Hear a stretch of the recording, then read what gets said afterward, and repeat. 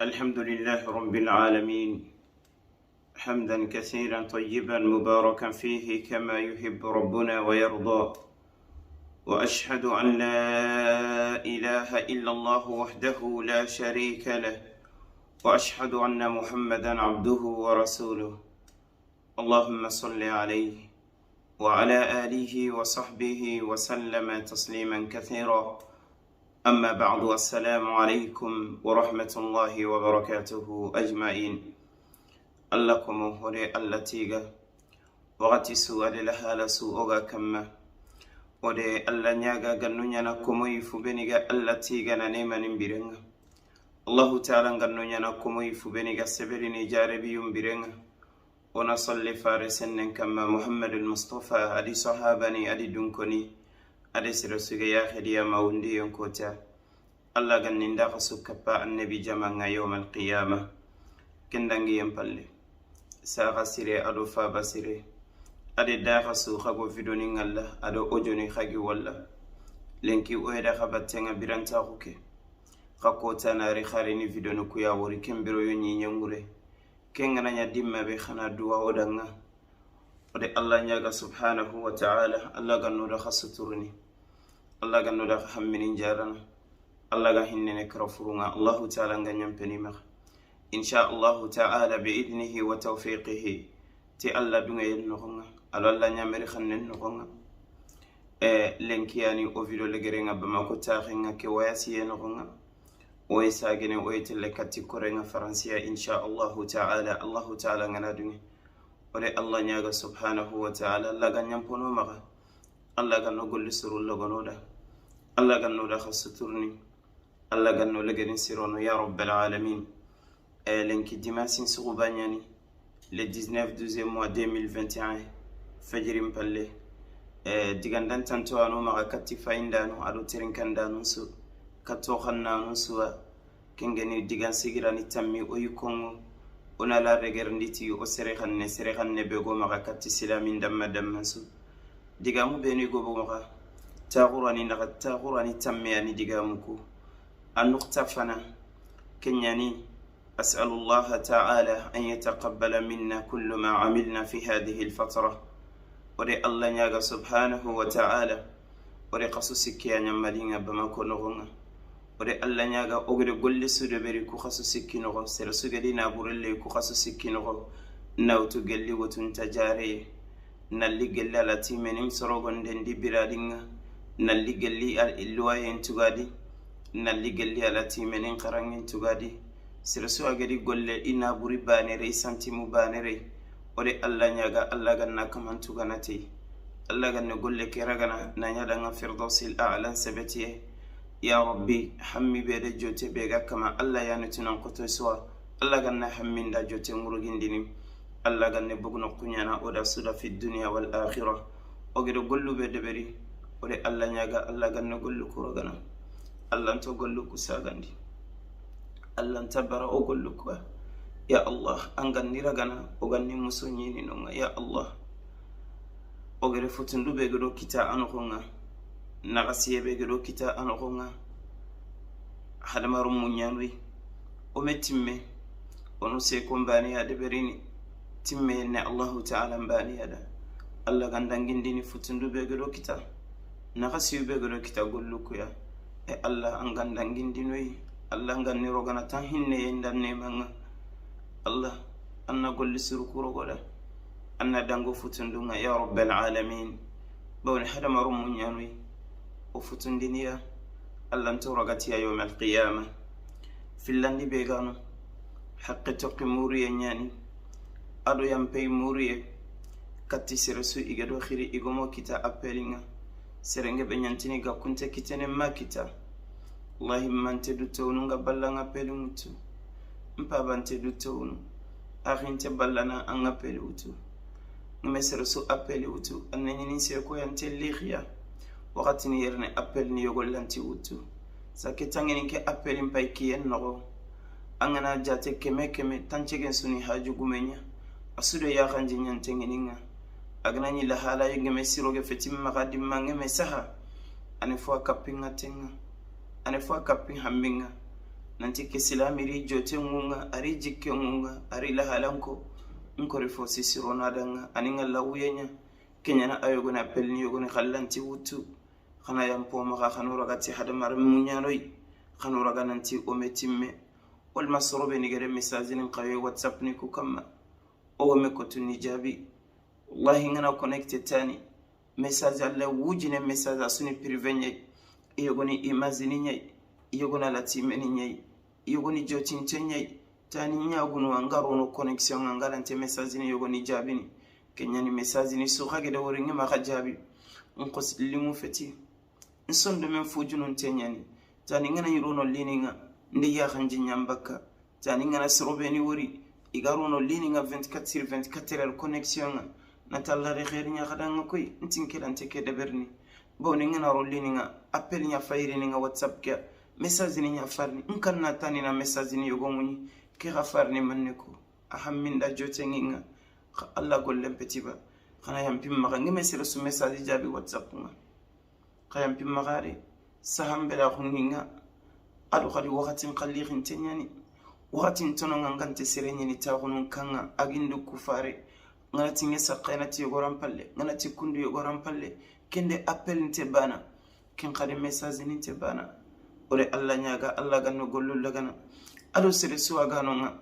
ota osumpungeni min sara geni min ngari geni min mageni min bayi geni min mama geni ngime kotu jo fenanga wallahi adil ni meli khin sondo menga limu feti nalin nan daga ngame jo fanga ka wakati simtirim ma lam te jo fenanga angini ndake video mugu anna yampe leginda anna yampi ma anil lenjuru leginda kibaru nyango bin kamma ana soko wuro ngalante khinkani ana loko wurobe 3h nganti nyeni takuno ngitenga kundu njoti ntenyani kesuni khabaru be Allah ta'ala ngere likuberin kamma anna yampi magam baba nka wanna yampi maga mbaya na yampi maga ngeme jofambe dingira ngeme daga muri nyimeli mu feti fini nyango bin kamma khar safaru maneme jongin tenni haruna nkori sude berni khana yampi maga ti Allah wallahi اللي مفيد وقت انتمغا خريب ما عندنا تغطى ونوغا مثلا ندين تانيا أبالي يعني خصو نيمبمغا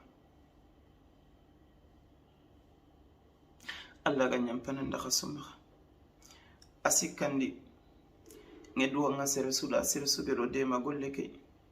سيرسوبي دوغا نغانو انكوراجي وي دوغا خصو سودا ore Allah nyaga Allah ganno gollu kuragono da khasula ni nya bogno qoda khasula khumbene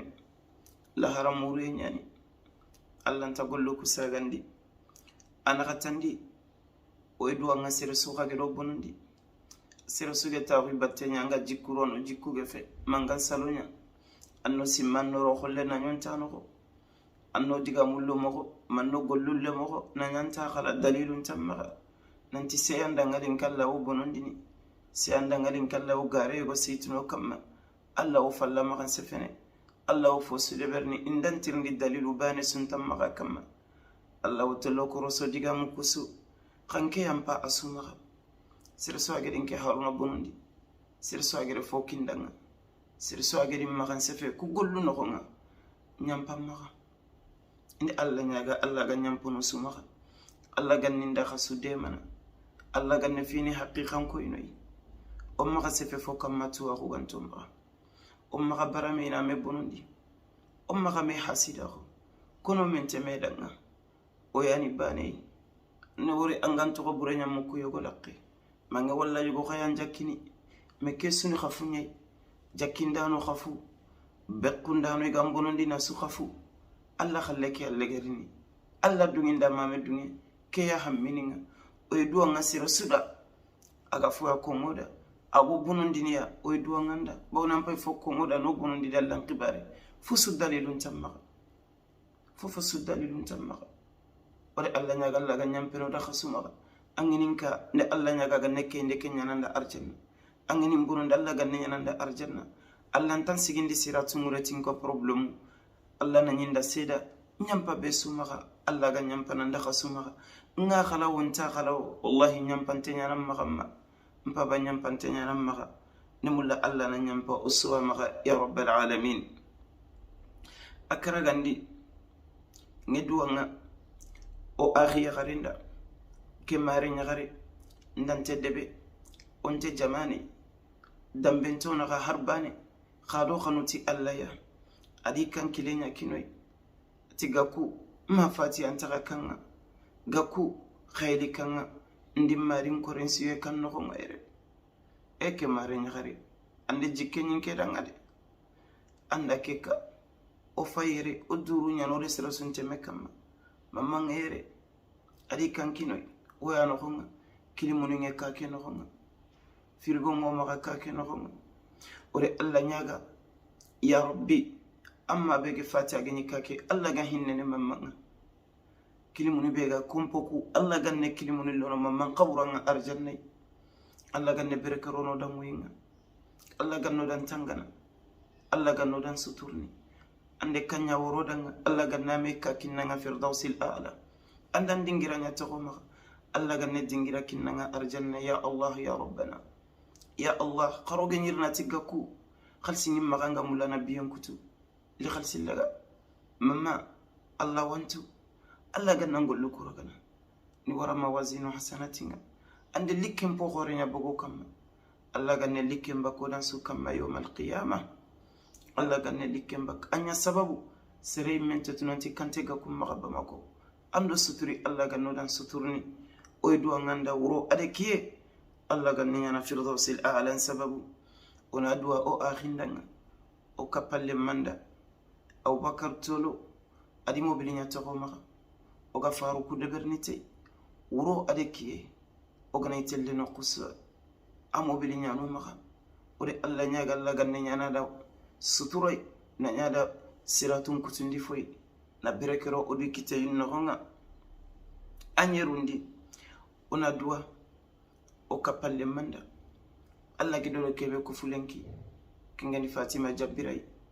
ba suleiman alla ganni sahakin nanga gidi maka gakura fatima anya munyanai anya seberana qasonga nakara anan karti blemutu idan tuga nakhal silitiba uronde ke aham min tenyen ko tante dangini asebere ngure ko khasusu ade lumunu ode alla nyaga alla ganne khairi nyanoda alla ganne oda wiyim putunu na berekera romunga oy doanga akhini beni gelolli jamane ko mekredi ko isikito kerden khibarenye iti haruna no to birene ante kredi wuttu 20 euros 30 euros kredi nyallinoy sira sugele o dema kay alla ganne gollu ko suragana نيا فردوس الأعلى سببنا ودخس الدم يا رب العالمين وفابني أماني بني إلو كنتني مرونيوتو قصنا يكلنا فيري من دبري كسني دي من دنيا ولي الله نياغا سبحانه الله غني رغم ودخسدا نور موازين حسناتنا يوم القيامة أسيبندي أنا دعاء أدوغتوروندا ali kuyate haqiqatan meke dogotoro me wori oni wotunte ogana wotunte ni moron kinai ay gollini Gabriel Touré ay gollini clinique ninga ay mani wuru fondi mobile mutu ana daga wotunte mori atini arajo mbane yani oga déplacer ni wotunte nga arajo ge fete échographie fe scanner fe fer wutenga ay menan pero mutu adana daga laboratoire nga ana rijabin kinanga youtube ga ko berana youtube ko afallana listin deberi ana rakini nanti gaku ke ko yake wotun tanga qiyandangi akhal singo muke e ahadunte essence jonko o maga wuro ade ke ane do battenya o hajume jongi dogotoro ngibare illa ma ke ko tigando dema akhem panyani atambonyoy jarandu kuya fubeni genya na soron sekondi sorosiki su operation bani so kemedo fo bakka atogona khalsin kita dimmabe o kude ke golle deberi e khanise ko nya deberni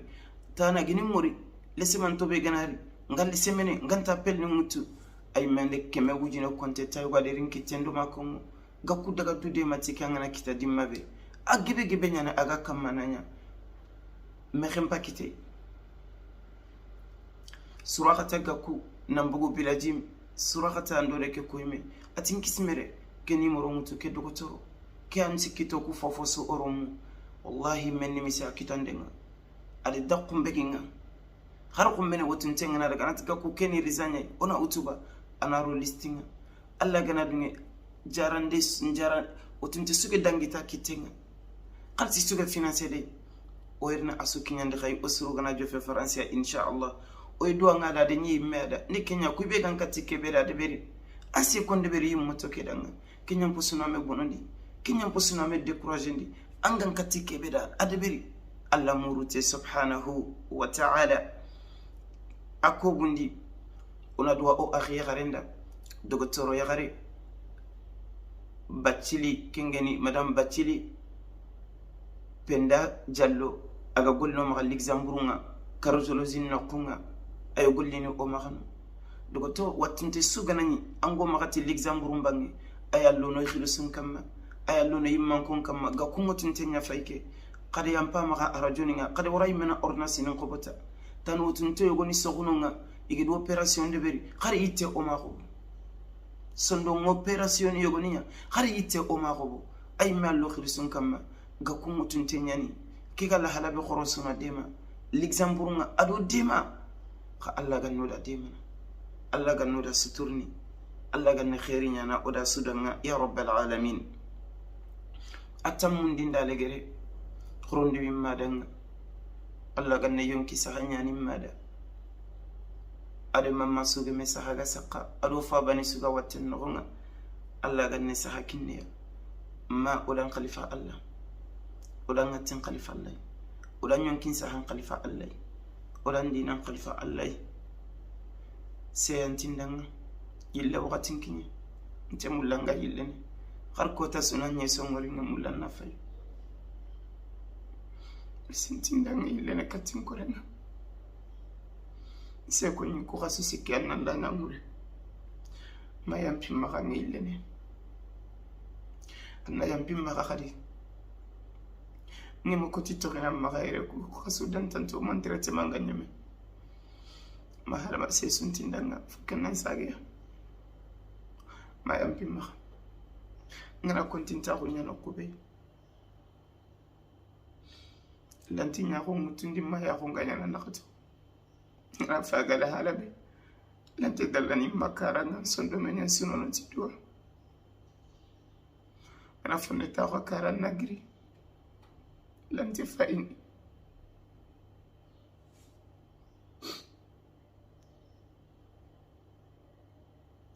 ma yampi ma misagni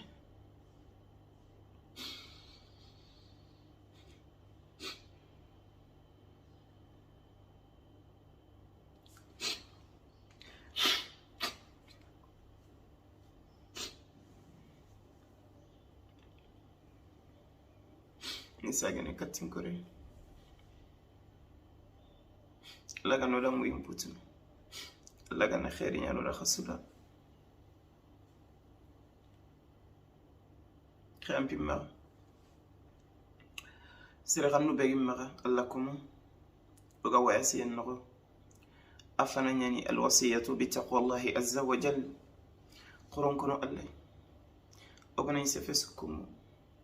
أغنى يقول لي سودة بريني أغنى يغني سودة بريني قرون كنو الله يكو جروبني كم قرون كنو الله يوقفني كنو غنى قرون كنو الله واتسابني كنو غنى قرون كنو الله يوتلفوني كوا الله سريخا نياني لي الله تعالى انت ولقد وصينا الذين اوتوا الكتاب من قبلكم واياكم ان اتقوا الله نسريخا نكني سروبني جسامي خريين كان محمد يمتني سروبني جسامي خريين كان دخسو خسون كن الله تنكن الله لا هرق وتنقتنيني نين سر الله ينقتنيني اغنا سر الله كتبي يغري نمرنا غير من تقو sugundin dana nar men bogi kumbana timmana tamma fetinga nugunten jalam bonno kota are men bonno hammi magasinum maga wala sergan ne benga ko ngoron ko nalle oga diga mu be ko oga faynu be fayni oga fube ni terinkana oga nganni yube sitini khoron ko nalle khoron kon wandi haqquma o yimme gollum mo baga saketi wandu khorono nonu laga baka wandunga corona bonundi ndengara corona me lebu ndengara ante seresu lebu nutu jikku malla gandan jarabi te wodanga kala corona falla makan sefe ndengara coron suguleti o yimmeni ona soro ku togononga ono yimmeni korosi ono jatellaga corona soro ku korosi ndengara o yaxin nan sogo yimme lebunin kamma olla to bakka soro tanani lebuninga nga kebe kongo kenyani coron korallay bundo ade bange ona tinanti kombene alla no korosiniya ogede fofo su deberi ke dunay ogede fofo suko o yetollo mo ko alla jomme nga kombene akota yani saralle yon kota yani jikiran kose yon kota aganani ogeme konallay ogeme oduraga bakka wandi haqqu irini go golli surunya wutu bane haqqal tamballo mundiga telle odurunga sikila harabaranga alla ganni nda khatangana afillandi kenyani khoron seberi serasunti sikalla dinanda wallahi gantan kana igantan bonondi ni ganta foko nganda khoronya seberano fofo sugana kongi ona sututi allah fosu magadiganga inati du ko intenya inati garante nyana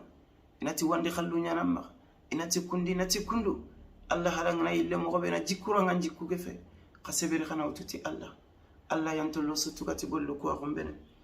oganani fosu deberini ona allah ya muruti ono gollu nyati allah bani angana golle nyati allah ante tampini indanja kampinte indam bunondi ampinte corona allah bani ya jeso muruti golluko allah gano gollu lagano la khada allah gano la khasuturni allah gano la khalegerin sirono allah gano hammeni jarana qayam po makhade olanta suhajun jarana o se ko ngeni kebo de kenya deberi ogana kontinta kunya serbe danga wal model laydu logo tayan qilli wande mana hada marum munyanu o mungu agibe nyani ko tante dangini jarabinte go gante jofone appeli go ganterni allah gana serbe taqillo mo katti kenya de mana allah laydu lagana yogo da allah gama taqilla ma gallante de mana ka allah ganno da khasu de mana o duwa nga khada khagana duwoda allah ganin da khatangana no da khasuturi اللهم تقبل منا إنك أنت السميع العليم وتب علينا إنك أنت التواب الرحيم اللهم آت نفوسنا تقواها وزكها أنت خير من زكاها أنت وليها ومولاها اللهم إنا نسألك الجنة وما قرب إليها من قول وعمل ونعوذ بك اللهم من النار وما قرب إليها من قول وعمل اللهم إنك عفو تحب العفو فاعف عنا اللهم اغفر لنا ذنوبنا وكفر عنا سيئاتنا وتوفنا مع الأبرار اللهم صل على محمد وعلى آل محمد كما صليت على إبراهيم وعلى آل إبراهيم إنك حميد مجيد اللهم بارك على محمد وعلى آل محمد كما باركت على إبراهيم وعلى آل إبراهيم إنك حميد مجيد ماني فبني قد إدو غاغا قد لا يدون كنا ألي سيني سوغالاتي من قرنين تغانا فبني قوم غمالين نغب ماكو فبني قوم غا السنغاليا فبني قوم غا موريتانيا على تيمني بو مغا غامبيا كوتا سوليتري نياليني نانتي غاكو يرو غاغي فبني تغا ikilu nga kama nti khare khal kilu ninta gundi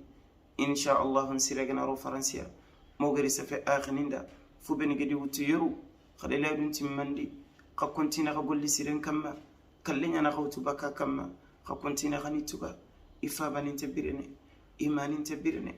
ijikenna khayide Allah to bogi jikemure insha Allah hogana jofe mogari safa khadanga tuga dinu kuganya na mogobe